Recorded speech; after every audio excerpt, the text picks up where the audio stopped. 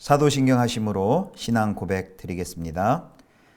전능하사 천지를 만드신 하나님 아버지를 내가 믿사오며 그 외아들 우리 주 예수 그리스도를 믿사오니 이는 성령으로 잉태하사 동정녀 마리아에게 나시고 본디오 빌라도에게 고난을 받으사 십자가에 못 박혀 죽으시고 장사한 지 사흘 만에 죽은 자 가운데서 다시 살아나시며 하늘에 오르사 전능하신 하나님 우편에 앉아 계시다가 저리로서 산자와 죽은 자를 심판하러 오시리라.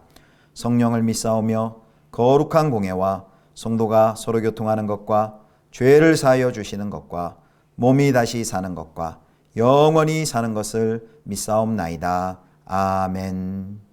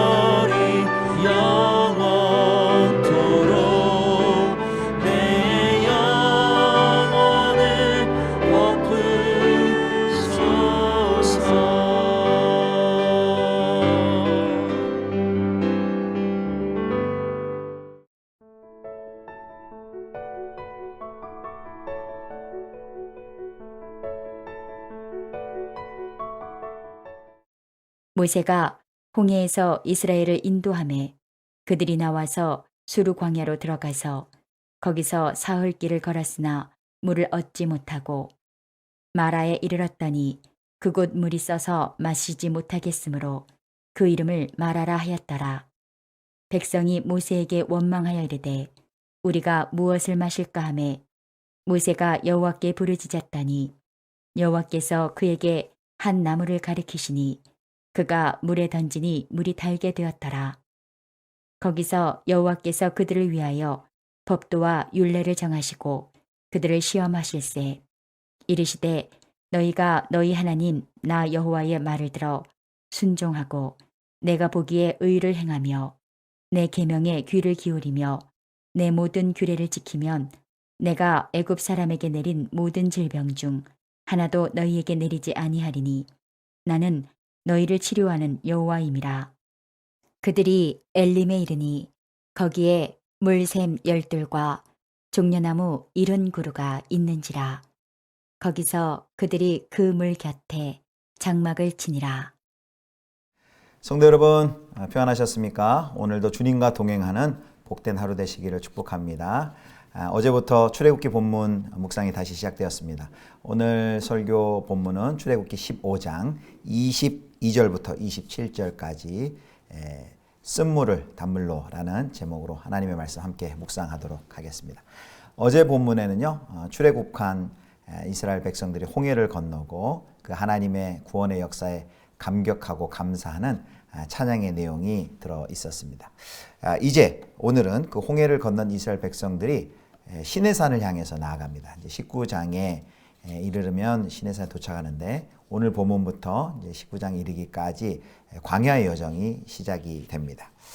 자, 홍해를 건넌 이스라엘 백성들은 하나님께서 불구둥과 구름 기둥으로 그들과 함께해 주셨죠. 그래서 하나님의 인도하심을 따라 수르 광야로 들어갑니다. 그런데 그 뜨거운 광야에서 사흘 길을 갔는데도 마실 물을 구하지 못한 것입니다. 그러자 그들이 불평과 원망이 쏟아지기 시작합니다. 물이 써서 마시지 못했다 그랬는데 물이 쓰다는 것은 아마 물이 짰다, 짠물일 가능성이 높습니다. 자, 24절을 한번 보겠습니다. 24절입니다. 백성이 모세에게 원망하여 이르되 우리가 무엇을 마실까 하매. 광야 홍해를 건너는 정말 놀라운 큰 기적을 경험한 지 불과 사흘 만에 3일 만에 불평이 쏟아지기 시작합니다. 이 사건은요, 출애굽한 이후 홍해를 건넌 이후 이제 첫 번째 모세를 향해 불평과 불만을 한 사건이죠. 사실은 하나님을 향한 불만 또 불평을 표현한 사건입니다. 사흘 전에 홍해를 건널 때 정말 주님은 나의 힘이고 나의 구원이시다라고 소리 높여 감격스럽게 그렇게 찬양을 했는데 그들이 이제 같은 입으로 물이 없자 원망과 불평을 쏟아내기 시작한 것입니다. 이걸 보면요, 사람이 극적인 어떤 한 번의 기적으로 사람이 변하지 않는다라는 것을 볼 수 있습니다. 그 홍해를 건너는 그 정말 놀라운 기적을 경험했지만 그 한 번의 사건으로 이스라엘 백성들이 변화된 것이 결코 아닙니다. 그래서 하나님께서 이 광야의 여정을 허락하신 것입니다. 광야는 시험의 장소이고요, 또 연단의 장소입니다. 이제부터 펼쳐지는 숱한 시험을 통해서 이제 이스라엘 백성들이 그 시험을 통과하면서 하나님이 누구신지 알게 되고 하나님을 인격적으로 만나게 되고 그들의 믿음이 더욱더 연단되어가는 그런 과정을 거치게 됩니다. 자, 그렇다면 이 첫 번째 쓴물을 만나는 이 위기를 통해서 그들이 무엇을 경험하는지 한번 보도록 하겠습니다. 자, 백성의 원망을 들은 모세가 하나님께 바로 부르짖죠. 하나님을 향해 부르짖고 기도를 합니다. 이스라엘 백성들도 이렇게 했으면 좋았을 것 같은데요. 이런 쓴물을 만나고 어려움을 당할 때 불평과 원망이 아니라 그 문제를 가지고 하나님께 그대로 가지고 나서 기도하면 얼마나 좋겠습니까?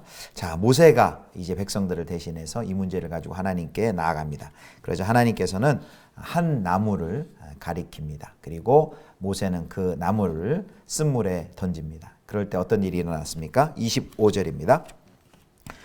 모세가 여호와께 부르짖었더니 여호와께서 그에게 한 나무를 가리키시니 그가 물에 던지니 물에 달게 되었더라. 거기서 여호와께서 그들을 위하여 법도와 율례를 정하시고 그들을 시험하실세. 아멘. 나무를 던지자 어떤 일이 일어납니까? 그 쓴 물이 달게 변화되는 기적이 일어납니다. 성도 여러분, 이것은 무엇을 보여주는 걸까요? 나무가 어떤 능력이 있는 것일까요? 아니죠. 나무의 능력이 있는 것이 아니라 하나님의 말씀을 그대로 순종할 때 이렇게 쓴물이 단물로 변화되는 그런 놀라운 역사가 일어났습니다. 그들이 이제 앞으로 펼쳐질 이스라엘 백성들이 광야 가운데서 그 쓴물에서 가나안 땅에서 그 단물을 마실 수 있는 그 비결은 이제 하나님의 율례와 법도에 순종하고 따르는 것뿐임을 보여주시는 것입니다. 그것이 26절에 잘 나와 있습니다. 26절입니다. 이르시되 너희가 너희 하나님 나 여호와의 말을 들어 순종하고 내가 보기에 의를 행하며 내 계명에 귀를 기울이며 내 모든 규례를 지키면 내가 애굽 사람에게 내린 모든 질병 중 하나도 너희에게 내리지 아니하리니 나는 너희를 치료하는 여호와임이라. 아멘. 인간이 하나님께서 베푸신 그 풍성함을 누릴 수 있는 유일한 길은 바로 생사화복의 주관자이신 하나님을 온전히 신뢰하고 그분께 순종하는 길뿐입니다. 바로 순종하는 백성들에게 하나님께서 치료하시는 여호와가 되어 주십니다. 구원하시고 그들을 치료하시고 회복시켜 줄 것입니다. 그런데요, 여기 26절 표현을 보니까 하나님께서 이 사건 후에 나는 쓴물을 치료하는 여호와이니라 이렇게 하시지 않고 뭐라고 하셨습니까? 나는 너희를 치료하는 여호와이니라 그렇게 말씀하셨죠. 왜 쓴물을 치료하는 여호와라고 하시지 않고 너희를 치료하는 여호와이다라고 하셨을까요? 그것은 치료받아야 할 정말 근본 문제는 그 쓴물의 상황이 아니라 그 이스라엘 백성들의 자신, 그들의 심령이었기 때문입니다. 그래서 신명기 8장 2절에는 그 부분을 이렇게 말씀해 주고 계십니다. 내 하나님 여호와께서 이 40년 동안에 내게 광야길을 걷게 하신 것을 기억하라. 이는 너를 낮추시며 너를 시험하사 내 마음이 어떠한지 그 명령을 지키는지 지키지 않는지 알려 하심이라. 아멘. 우리 또 야고보 3장 10절 11절 한번 보도록 하겠습니다. 한 입에서 찬송과 저주가 나오는도다. 내 형제들아 이것이 마땅하지 아니하니라. 샘이 한 구멍으로 어찌 단물과 쓴물을 내겠느냐. 아멘. 찬양을 할 때는 심령에서 단물이 솟아나는 거죠. 그런데 불평과 불만을 할 때는, 원망을 할 때는 쓴물이 토해 내지는 것 같습니다. 찬양과 저주가 함께 나오는 마라와 같은 심령을 하나님께서 고쳐주셔야만 했습니다. 그래서 우리가 오늘 이 아침에 이 기도를 함께 했으면 좋겠습니다. 주님, 우리의 심령이 정말 마라입니다. 자신도 괴롭고 다른 사람들도 괴롭게 하고 있습니다. 한 입으로 찬송을 하기도 하고 한 입으로 저주를 하고 원망하고 불평하기도 합니다. 우리의 심령을 고쳐주십시오. 예수 그리스도의 보배로운 피로 우리의 심령을 깨끗이 치료해 주십시오. 순종하는 하나님을 신뢰하는 심령으로 주님 치료해 주십시오. 이렇게 좀 기도하면 좋겠습니다. 하나님께서 이제 드디어 그들을 엘림에 이르게 하십니다. 엘림에 도착했더니 무엇이 있습니까? 15장 27절입니다. 그들이 엘림에 이르니 거기에 물샘 12과 종려나무 70그루가 있는지라. 거기서 그들이 그 물 곁에 장막을 치니라. 예, 오아시스, 물이 가득하고 종려나무 열매가 가득한 오아시스에 도착하게 하십니다. 그 오아시스에 장막을 치고 이제 더 이상 이스라엘 백성들은 한동안 물 걱정 없이 지낼 수 있게 되었습니다. 쓴물이 단물로 변했고 또 많은 물을 공급해 주십니다. 이제 말씀을 맺겠습니다. 사랑하는 성도 여러분, 이제 홍해를 건너고 이제부터 이스라엘이 광야의 여정을 출발합니다. 흔히들 그 광야길을 우리의 인생길에 비유를 하죠. 근데 그 광야길은 늘 이 엘림만 있는 것이 아닙니다. 오아시스 같은 엘림만 있는 것이 아니라 마라가 있습니다. 마라를 통과해야만 합니다. 우리가 마라를 통과할 때 오늘 말씀을 통해 우리가 무엇을 깨달았습니까? 원망과 불평이 아니라 하나님을 온전히 신뢰함으로, 그 마라가 없을 수는 없지만 그 마라의 시간을 통과할 때 그 문제를 그대로 가지고 하나님께 아뢰고 하나님의 도움을 구하고 하나님을 신뢰하는 이 태도가 필요합니다. 그런 태도가 되도록 우리의 심령이 치료하는 하나님의 고침을 받아야 합니다. 광야길과 같은 우리의 인생길, 늘 하나님을 신뢰하고 말씀에 순종하는 사랑하는 우리 성도님들 다 되실 수 있기를 주님의 이름으로 축복합니다. 기도하시겠습니다. 하나님 아버지, 쓴물을 단물로 바꾸어 주신 하나님을 찬양합니다. 우리의 심령도 변화시켜 주시사 광야를 지날 때 하나님을 신뢰하게 하시고 찬송과 기도로 인생의 광야길을 잘 통과할 수 있게 인도해 주옵소서. 우리 구주 예수 그리스도의 이름으로 기도드립니다. 아멘. 주님 가르쳐 주신 기도하겠습니다. 하늘에 계신 우리 아버지여, 이름이 거룩히 여김을 받으시오며 나라의 임하옵시며 뜻이 하늘에서 이룬 것 같이 땅에서도 이루어지이다. 오늘날 우리에게 일용할 양식을 주옵시고 우리가 우리에게 죄 지은 자를 사하여 준 것 같이 우리 죄를 사하여 주옵시고 우리를 시험에 들게 하지 마옵시고 다만 악에서 구하옵소서. 대개 나라와 권세와 영광이 아버지께 영원히 있사옵나이다. 아멘.